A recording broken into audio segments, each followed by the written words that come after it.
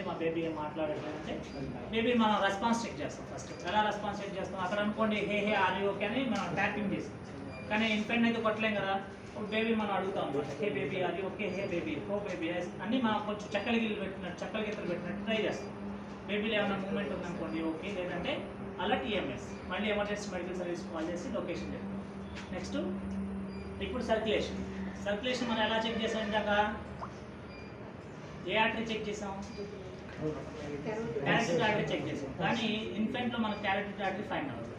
క్యారోటిడ్ artery కోసం మనం బ్రాకిల్ artery check చేస్తాం. ఎక్కడైతే మనకి 4 ఆర్మ్లో ఉంటుంది బ్రాకిల్ ఆర్టరీ, ఫీమర్ ఆర్టరీ ఏమో మనకి ఇక్కడ థైస్లో ఉంటుంది, బ్రాకిల్ ఆర్టరీ మనకి ఇక్కడ 4 ఆర్మ్లో ఉంటుంది. సో ఆ బ్రాకిల్ ఆర్టరీని చెక్ చేస్తాం. బ్రాకిల్ ఆర్టరీ చెక్ చేసి సేమ్ మనం 1000 వరకు కౌంట్ చేసుకుంటాం.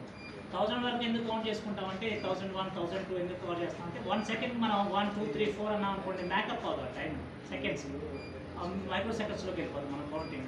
దాన్ని మేకప్ చేయడం కోసం మనం ఏం చేస్తాం, 1001, 1002, 1003 అలా కౌంట్ చేస్తాం.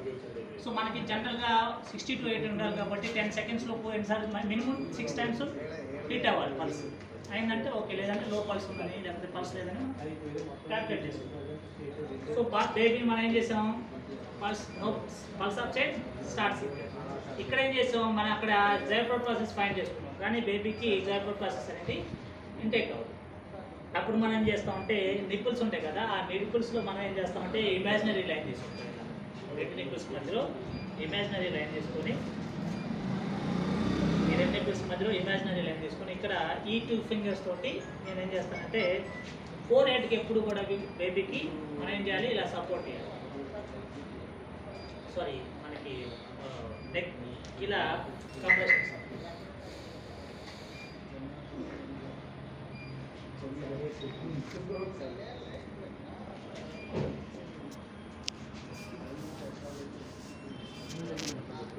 30 కంప్రెషన్స్, 2 రెస్ట్ పర్స్ ఇవ్వాలి. అక్కడ ఏం చేసాం, మనం బ్రీత్ ఇలా చేసాం, అలా ఇచ్చాం. కానీ ఇప్పుడు బేబీ కనిపిస్తే ఏమవుతుందంటే లంగ్స్ డ్యామేజ్ అయిపోతుంది.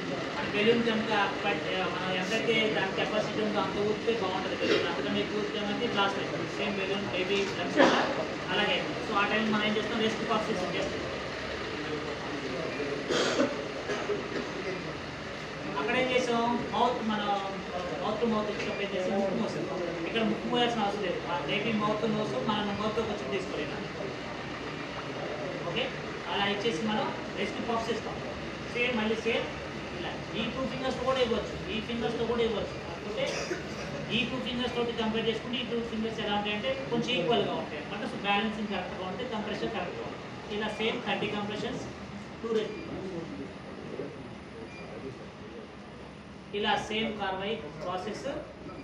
అతను 1 minute లోపు మనం 100 to 120 chest compressions, 2 rest puffs, 5 circles complete అయ్యేలో పల్స్ అయినా రావాలి, లేదంటే మనకన్నా బెటర్ కేర్ రావాలి. అదర్వైజ్ కంటిన్యూగా సిపిఆర్.